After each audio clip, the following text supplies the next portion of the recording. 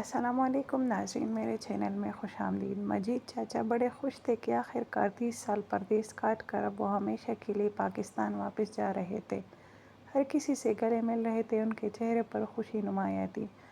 میں بھی پردیسی ہوں، مجھے 15 سال ہو گئے ان کو دیکھ کر۔ مجھے بھی خیال آیا کہ ایک دن میں بھی ہمیشہ کے لیے پردیس چھوڑ دوں گا، مگر فی الحال مجید چاچا کی خوشیوں میں سے ہی خوشیاں بانٹ رہا تھا۔ ساری رات مجید چاچا نے خوشی سے جاگ کر گزاری۔ اگلی صبح انہیں ایئرپورٹ چھوڑا اور واپس آ گیا۔ میں اپنے کام کاج میں لگ گیا اور مجید چاچا پاکستان پہنچ گئے۔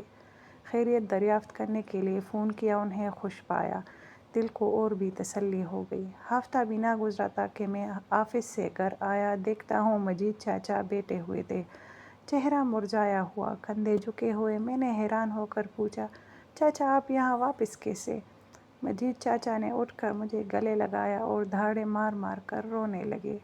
میں اتنا گھبرا گیا کہ میرے ہاتھ پاؤں پھول گئے۔ میں نے چاچا کو زور سے گلے لگایا اور انہیں زور سے چپ کرانے کی کوشش کرنے لگا۔ چاچا کے آنسو شاید پاکستان میں ہی خشک ہو چکے تھے۔ میں نے کھانا بنایا، مجید چاچا نماز پڑھنے لگ گئے۔ کھانے سے فارغ ہو کر میں نے دریافت کیا، چاچا بتائے تو صحیح ہوا کیا ہے؟ چاچا نے بتایا کہ ان کے 3 بیٹے 2 بیٹیاں ہیں۔ دونوں بیٹیوں کی شادی یہی کر دی تھی، تینوں بیٹے ابھی کنوارے ہیں اور نوکری وغیرہ کرتے ہیں۔ چاچا نے کہا جس دن وہ گھر پہنچے سب ٹھیک تھا، انہیں مہمان کی طرح عزت دی گئی۔ 2 دن بعد ہی ایک بیٹے کو رات دیر سے گھر آنے کی وجہ سے ذرا سا ڈانٹ دیا تو جواب میں بیٹے نے کہا آپ آئے ہیں تو عزت سے رہیں، زیادہ تحقیقات نہ کیا کریں۔ میں کہاں جا رہا ہوں، کہاں سے آ رہا ہوں؟ چاچا خاموش ہو گئے۔ اگلے روز چاچا نے خود سے اس بیٹے کو پاس بٹھا کر اس سے معذرت کی اور اس کا موڈ ٹھیک کیا۔ مزید 2 دن گزر گئے تو دروازے پر دستک ہوئی۔ باہر کوئی لڑکا ان کے بیٹے کو بلانے آیا تھا۔ اسی بیٹے نے دروازہ کھولا۔ ڈرائنگ روم میں سے بیٹے چاچا مجید اپنے بیٹے کی اس کی دوست سے گفتگو سن رہے تھے۔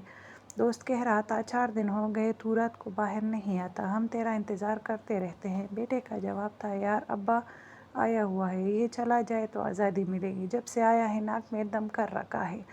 اس کے الفاظ چاچا مجید کے دل میں خنجر کی طرح پیوست ہو رہے تھے۔ شاید چاچا کے کانوں نے مزید سننے کی طاقت گنوا دی۔ چاچا بے ہوش ہو گئے۔ وہ کئی گھنٹے اسی کمرے کے فرش پر گرے پڑے رہے۔ جب ہوش آیا تب بھی خود کو اکیلے ہی پایا۔ چاچا کی بیوی اپنے محلے کی چند خواتین کے ساتھ شاپنگ کرنے گئی ہوئی تھی اور بیٹے گھر سے باہر تھے۔ چاچا اپنے خالی مکان کی در دیوار سے عجیب باتیں کرنے لگے۔ کبھی کہتے میں کہاں غلط ہوں؟ کیا میں اتنا غلط ہوں؟ میں نے کیا کیا نہیں کیا؟ کیا میں اتنا غیر اہم ہوں؟ اسی رات چاچا نے کھانے کی ٹیبل پر صرف اپنے لیے کھانا دیکھا، باقی سب باہر سے کھا کر آئے تھے۔ چاچا نے گلہ کرنا چاہا تو ان کے ساتھ کھانے کی ٹیبل پر بیٹھ ہی جاتے، مگر مزید تکلیف دہ جواب نہ سننے کا حوصلہ تھا نہ ہی سوال کیا۔ کھانا کھایا اور لیٹ گئے۔ اگلی صبح چاچا نماز کے لیے اٹھے، وضو کر رہے تھے کہ بیٹے کی زوردار گرجتی ہوئی آواز آئی، کون شور کر رہا ہے اس وقت؟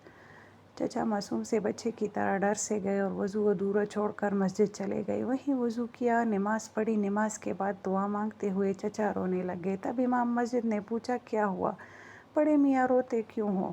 چاچا نے سارا ماجرا بیان کیا اور امام صاحب سے پوچھا آپ ہی بتائیں مجھے اب کیا کرنا چاہیے؟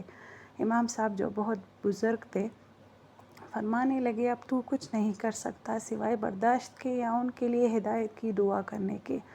جو وقت تیرے بچوں کی تربیت کا تھا وہ تو نے پردیس میں گزار دیا، اب وہ بچے نہیں رہے، انہیں جس طرح کی پرورش ملی وہ ویسے ہی بن چکے ہیں، یا اب برداشت کر لے یا ان سے الگ ہو کر کہیں اور رہ لے۔ چچا واپس گھر گئے، بیوی سے تمام حال بیان کیا۔ بیوی نے بھی کہہ دیا میں تو پہلے ہی کہتی تھی کہ واپس آ کر کیا کرو گے، وہاں تو پھر بھی نوکری تھی، پیسہ تھا، یہاں فارغ رہ کر بچوں سے تانے ہی سننے ہیں۔ چچا کو اپنے کانوں پر تیسری بار یقین نہ آیا کہ یہ ان کا وہم ہے یا کوئی ڈراؤنا خواب ہے یا کڑوی حقیقت۔ عرض چچا نے بینک میں رکھی ہوئی رقم سے واپسی کا ٹکٹ خریدا اور بنا کسی کو بتائے وہ اپنے گھر کے دروازے کو چوم کر یہ کہتے ہوئے نکلے کہ اے میرے وہم کہ تو میرا گھر ہے، میں تجھ میں رہنا تو چاہتا ہوں پر وہم میں نہیں۔ چچا کی باتیں سن کر میری آنکھوں سے نکلتے آنسو میرے سینے کو تر کر گئے۔